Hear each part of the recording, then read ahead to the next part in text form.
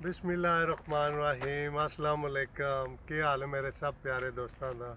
उम्मीद करना जनाब सारे बिल्कुल ठीक होंगे। यकीन करो मेरी कोशिश है होंगी है कि मैं तो स्वीडन दे ना अच्छे तो अच्छे वीडियो विखावा और इस टाइम मैं तो सिर्फ वीडियो वास्ते मैं एक बहुत ही प्यारी जगह ते आया तो यकीन करो अज इतनी गर्मी सी स्वीडन हालांकि बड़ा घट होंदा जे इस तरह तो समझो जेकर पाकिस्तान नहीं 45 ते टैंपरेचर इत्थे आह 27 दे बहरहाल होंदा 45 बराबर है।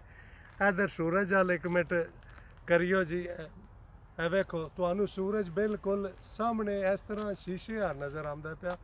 ओदी वजह है इत्थे धूड़ मिट्टी कोई नहीं।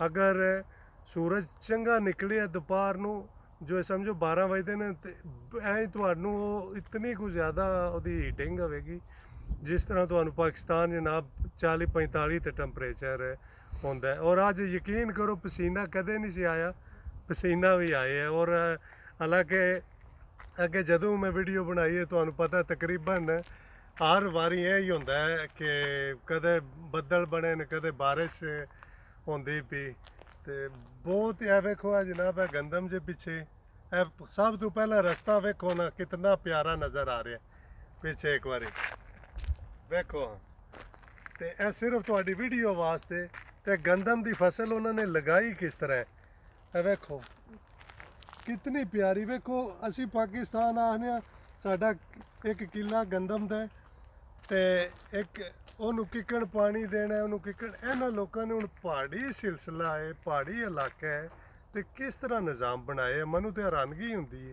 ਹਾਲਾਂਕਿ ਮਿਹਨਤ ਵੀ ਸਾਡੇ ਨਾਲੋਂ ਮਸਲਨ ਇੱਕ ਘੱਟ ਕਰਦੇ ਨੇ ਅਸੀਂ ਤੇ ਉੱਥੇ ਕਈਆਂ ਲੈ ਕੇ ਤੇ ਬੰਨੇ ਛਾਂਗ ਕੇ ਤੇ ਆਖੀ ਦਾ ਟੁੱਟ ਗਿਆ ਇਹ ਉਹ ਇਹਨਾਂ ਕੋਲ ਹਰ ਕਿਸਮ ਦੀ ਮਸ਼ੀਨਰੀ ਹੈ ਪਾਣੀ ਲਾਉਣ ਵਾਲਾ ਸਿਸਟਮ ਹੈ ਬਹੁਤ ਜ਼ਿਆਦਾ।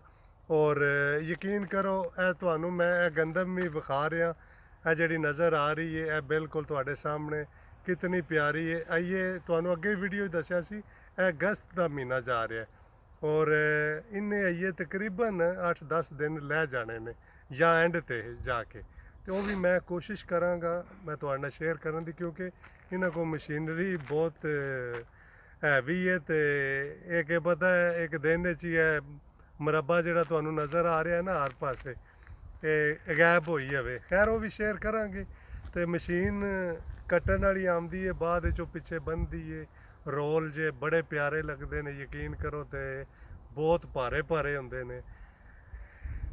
तो छोटा जहा क्लिप मैं क्या दोस्तों ना शेयर करदा और अज यकीन करो सूरज वालू नहीं पिया वेखण होंदा ना ही उहदे अगे खलोण होंदा पिया बहुत ज़्यादा गर्मी ते पहला दिन है गर्मियां का समझो अज जी इतनी ज़्यादा गर्मी वरना अगे तो पता है कोटियां स्वेटर हालांकि सुबह कोटी पाई सी पर चेंजिंग का नहीं पता लगता। यकीन करो हुण वेखो इतनी ज़्यादा गर्मी लगती भी कि पसीना आ रहा।